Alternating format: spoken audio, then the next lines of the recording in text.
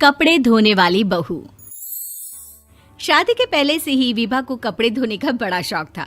कभी नल के नीचे तो कभी तालाब के पास। अरे मेरी नीली वाली लुंगी नहीं दिख रही है। विभा की अम्मा, कहाँ रखी है लुंगी? अरे वो तो विभा ने परसों ही धोकर रखी थी आपकी अलमारी में, देखो वहीं होगी। वो ना मैंने आज धो दी, मुझे लगा कि गंदी हो गई होगी। अरे कैसे गंदी हो गई थी? उसे तो मैंने पहना भी नहीं। हे भगवान, इस लड़की के कपड़े धोने की आदत से परेशान हो गया हूँ मैं।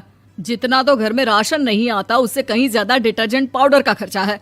इसकी शादी करवा दो, शादी जाए अपने घर में ही करे काम, फिर चाहे घर के कपड़े धोने हो या पूरे गांव के। हाँ ठीक बोल रही हो, देखता हूँ मैं कोई लड़का। वो दिन भी आ जाता है जब विभा को देखने लड़के वाले आ जाते हैं। लड़की मुझे अच्छी लगी। होने वाली सास कहती है, बेटी अगर कुछ पूछना है तो पूछ लो। वैसे तो हमारी लड़की बहुत ही शर्मीली है, जो बोल दो वो मान लेती है, इसे क्या पूछना होगा। अरे कैसी बात कर रही हो माँ, मुझे इन लोगों के घर रहना है, सवाल तो कई है। हाँ हाँ बेटा, पूछ लो ना, क्या पूछना है। आप लोगों के घर कपड़े कौन धोता है? सास का मुंह बन जाता है।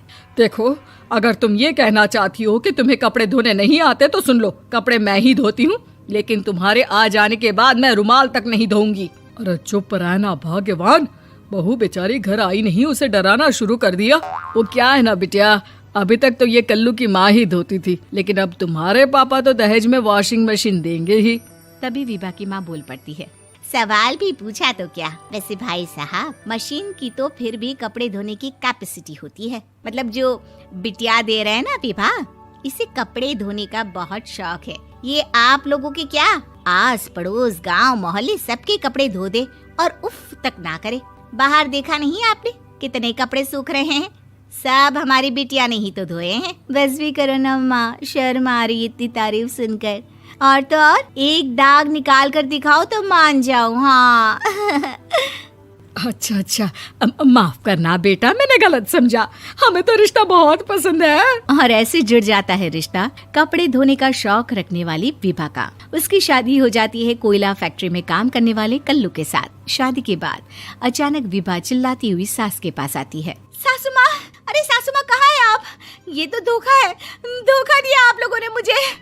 इसे ससुर के चक्कर के बारे में पता चल गया। अरे तो उसमें तुझे क्यों धोखा मिला है? अरे नल में पानी नहीं आता, कपड़े कैसे कब धुलेंगे? अच्छा, तू पानी नहीं आ रहा उसकी बात कर रही है। तो आपने क्या सोचा? कुछ नहीं। अच्छा, तेरी माँ ने कहा था कि कपड़े धोने का शौक है तुझे, याद आया मुझे।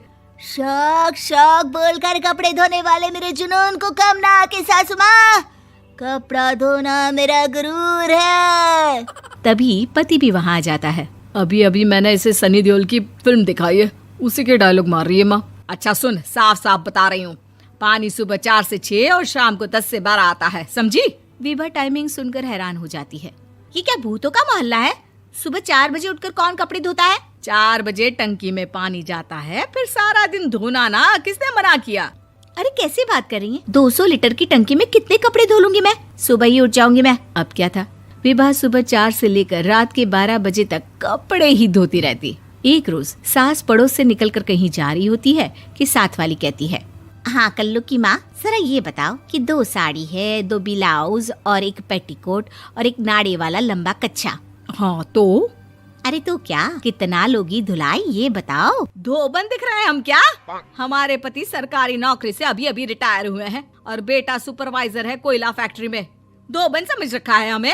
हाय रे कल्लू की अम्मा, माफ कर दो, वो तो मोहल्ले में यही सब बता रहे थे कि तुमने बहू को कपड़ा धुलवाने के काम में लगा दिया है। सास को पड़ोसन की बात सुनकर गुस्सा आ जाता है। वो घर पहुंचती है जहां घर के बाहर ही इतने सारे कपड़े सूख रहे होते हैं जितने कि किसी धोबन के घर पर। अरे ओ कल्लू की दुल्हन, बाहर निकल। माँ जी यहीं आ जाओ, बाथरूम में चादर धो रहे हैं हम। अरे अभी हम धोते हैं, तुमको बाहर निकलो। ये आस पड़ोस वाले बोल रहे हैं कि हम बहू से कपड़े धुलवा कर उसे कपड़ा धोने वाली बना दिए हैं। अरे छोड़ो ना माँ जी, किन लोगों की बातों में आती हो? आस पास के लोगों का तो काम ही होता है कि वो किसी तरह सास बहू को लड़ा दे। बहू सारे घर के कपड़े धोती है, ये क्या कम है? बोलिए। सास को भी लग जाता है कि वो बहू का ये सनकीपन नहीं छुड़वा सकती, इससे अच्छा है कि खुद ही चुप हो जाए। एक रोज सास और बहू मंदिर जाते हैं, जहाँ सास की साड़ी वहाँ खड़ी भीख मांगने वाली से मिलती है। माँ जी क्या बात है, आपकी साड़ी उस भिखारन से कितनी मिल रही है ना? हाँ हाँ देखो तो, दोनों की साड़ी मिल रही है। क्या बात है कल्लू की अम्मा, तुम खुद को तो अफसर की बीवी बताती हो और ऐसी सिंपल सी प्लेन साड़ी पहनकर घूमती हो। सिंपल और प्लेन नहीं है ये साड़ी। तो क्या सोने के धागे से फूल बने हैं? कुछ भी सासू माँ, कुछ भी। हाँ बने थे इस साड़ी में सोने के धागे से फूल। मेरे पति लेकर आए थे मद्रास से स्पेशली मेरे लिए 10,000 की। ताहे भाई साहब इस भिखारन के लिए भी सेम टू सेम साड़ी लेकर आए होंगे 10,000 की।